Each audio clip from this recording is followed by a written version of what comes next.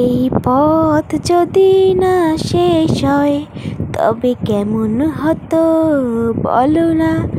আসসালামু আলাইকুম সবাই কেমন আছেন? এই তো আলহামদুলিল্লাহ, আপনাদের দোয়ায় আমরাও ভালো আছি। তো চলে যাচ্ছি আমার নানু বাড়ির উদ্দেশ্যে হুন্ডা দিয়ে রাজিয়া রাব্বুর। হঠাৎ করে নানু বাড়ি কেন যাচ্ছি সবার মনে অনেক প্রশ্ন। আসলে আমার মামাতো ভাই আসবে বিদেশ থেকে, তাকে আমরা রিসিভ করতে এয়ারপোর্টে যাব। তো সবাই আমাদেরকেও বললো, তাই আমরাও চললাম। অনেক দিন পর নানু বাড়ি যাব, আর নানু বাড়ি গেলে সবসময় আনন্দেই থাকি। এসে পৌঁছালাম, তারপরে একটু হাঁটাহাঁটি করলাম, তারপরে এখন সবার সাথে আমরা যাব আমার মামাতো মানে ভাবির সাথে।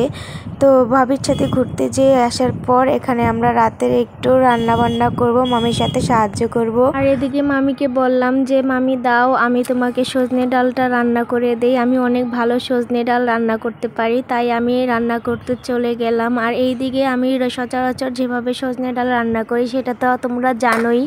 ভালো মতো মশলা দিয়ে মাখিয়ে সজনে ডাল রান্না করার জন্য সব কিছু প্রিপারেশন করে নিলাম। আর তাই জন্য মামিকে বললাম আমার মাখানো শেষ, একটু পানি দাও। তারপর মামি পানি ঢেলে দিল।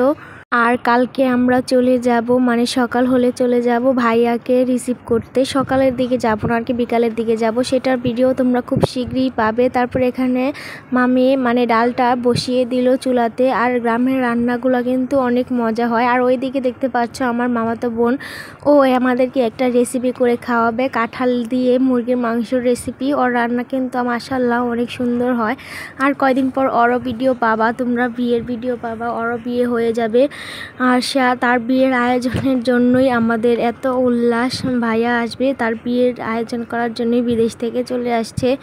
তো আমার বোনটা দেখো কত সুন্দর করে রান্না করে, ওর রান্না কিন্তু অনেক ভালো হয় মাশাআল্লাহ। আর আমার ভাবি আমাদেরকে একটু সাহায্য করে দিচ্ছিল, ও আমাদের সাহায্য করে দিচ্ছিল। আর এইদিকে দেখো রান্নাবান্না প্রায় হয়ে গিয়েছে। আর আমার মামা মারা গিয়েছে আর প্রায় 1 বছর হয়। আর মামা থাকলে তো অনেক আনন্দ হতো। তো যাই হোক, দুঃখের কথা না বলে আর দুঃখ বাড়াবো না।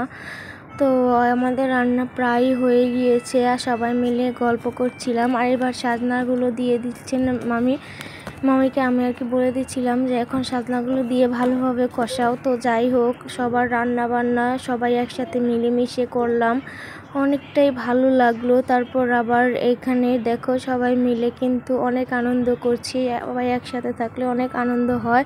তারপর আমরা পরের দিন দুপুরে রেডি হয়ে ভাবিকে নিয়ে চলে গেলাম পার্লারে, যেহেতু ভাইয়া আসবে, ভাবিকে তো একটু সাজাতে হবে। তাই ভাবিকে নিয়ে আমরা পার্লারে চলে গেলাম। তো সবাইকে দেখার আমন্ত্রণ রইল আমার পরবর্তী ভিডিও। তো সবাই ভালো থাকবে, আল্লাহ হাফেজ, টাটা।